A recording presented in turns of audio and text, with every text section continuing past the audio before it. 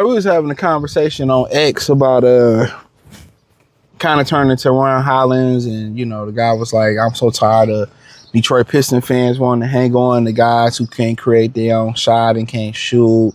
We need to let these guys go." And I started kind of listing off examples of Tracy McGrady. Toronto kind of moved, should have kept him, and Chauncey bounced around a little bit. SGA. It's been a bunch of guys. I mean, the Pistons got rid of Chris Middleton. He did good somewhere else. Spencer Dinwiddie did good somewhere else. We can go on and on with the examples of teams prematurely getting rid of a guy, and realistically, maybe the change of scenery is why these particular people end up blowing up. But yeah, you hate to trade the guy and then he goes somewhere else and he's phenomenal, but that's the question, how much do you wait on potential and for guys to develop? Because then at some point you got to pay potential to stay around. So when they do these contracts, especially with these young guys like Asar and Jalen Duren and, possibly Ron Hollins coming up not too soon, like they pretty much want to be paid on the projection. That's why you start seeing guys like Buddy Hield get $100 million. This guy get $100 million, and you like, damn, them motherfucker ain't sniffed the All-Star team or sniffed 20. So it's a projection on what they could be or what they could deliver. You know what I'm saying? And he asked the question. A lot of people just want to get rid of the Pistons core and sell it off for known commodities. You know what I'm saying? And like, oh, you just do it, and it ain't that easy.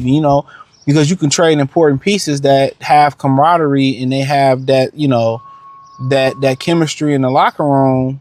They have that chemistry in the locker room. And then, you trade certain guys and the team ain't the same. You think, oh, he can shoot, he can do this. But then again, they have no cohesiveness on the court. And then y'all talking about, oh, they shouldn't have traded that guy. They shouldn't have, sometimes the connections and the bond that these teams be having, you can't just trade one person. You can't just trade this person and it be the same. Sometimes it's the bond in the locker room, and you got to really look at the character and the possible chemistry that these people going to have in the locker room. So that's the thing about it. And also you weighing a decision on, what is he showing in practice? What is he putting the work in? And you go somewhere else and he become a superstar and you like, damn, man, we should have waited.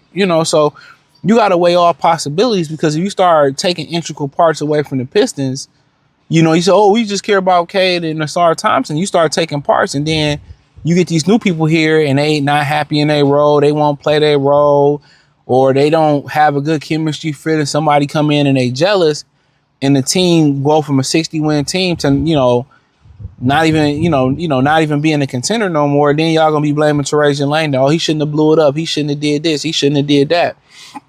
And I know people say, why did he take Ron Hollins? You had Asar Thompson. He took the best possible player on the board.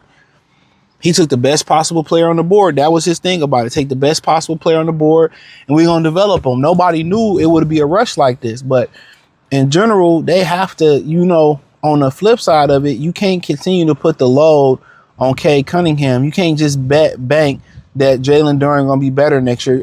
Or Asar Thompson going to be a better shooter, or Ryan going to be a better shooter. Jenkins going to turn it. You can't bank on that. You got to get him help. Because that load that you continue to put on Cade's shoulder to score that way, that's how, Tracy McGrady broke down. That's how Penny Hardaway broke down with Shaq left. That's how Grant Hill broke down. You putting too much responsibility on his legs, on his shoulders, when guess what? You have the opportunity right now before you lock a lot of this roster in. He need help. He need a better shooter, a better player at the 4. He need another guard behind him who can get their own bucket. He need a guy off the bench that can really get their own bucket. They need to surround him with more scoring options. Therefore, when he need to pick it up and score 40, it's just like, I have to score 40 every now.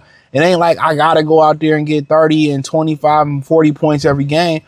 It has to fall on me. Like in game 7, he out there with crack ribs versus Cleveland. It fell on him. Who else picked it up? Versus, adding somebody like McCollum or adding somebody like Kyrie, adding Trey Murphy, adding another guy off the bench that can get a bucket. Guess what? Now I can rest you more. I can rest you about 10 more minutes a game. 10 more minutes time 82. You do the math. It's over what? 8,000 more minutes, whatever it is, 800 minutes or whatever the fuck it is. I can rush you 800 plus more minutes and, you know, you will be fresher. So also you have to be like, okay, the window may never be open with this particular core. It may not be. You might have to manipulate the window. So this is why people say you bring in a Kawhi, you bring in a Kyrie, you bring in a Trey Murphy, you bring in a Lauri Markkanen. You know what I'm saying? This is why people say you need a Norman Powell. You need something off the bench that can help you out. I definitely agree with the argument. They can't just come back and say we added this guy. We just added McCollum. That's not enough. Even adding Kyrie is not enough. They got to add a Kyrie. They got to add another guy off the bench that can get them a bucket. They got to add another guy at the 4 spot. They can't come back with Tobias Harris at the 4.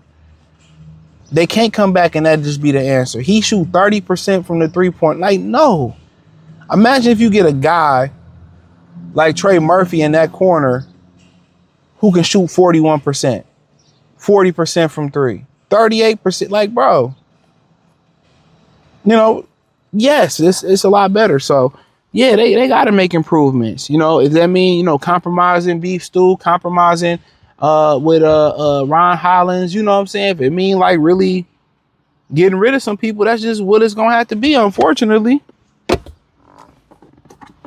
That's just what it's going to have to be. You know, so, but yeah, you know, but if you win a championship and then, you know, Ron Hollins or Sar Thompson leave and they become, you know, all-star, guess what? I got a fucking championship.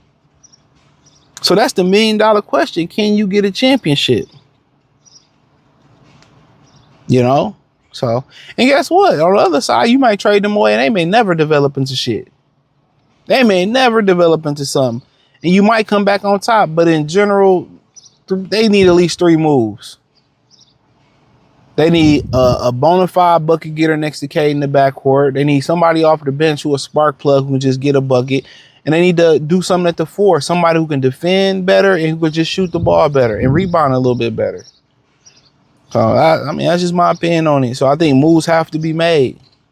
And if you're talking about somebody that can really, you know, fit and change your franchise, then hey, you got to think about giving up something important. It is what it is. So hit the link in the description. Follow me on X, Facebook, Kick, Twitch, Instagram, Spotify, Anchor, Cash App, Venmo, PayPal. I appreciate the love and support. Check out Detroit Pistons Talk playlist for more videos like this. Let me know what y'all think about it in the comment section. Peace.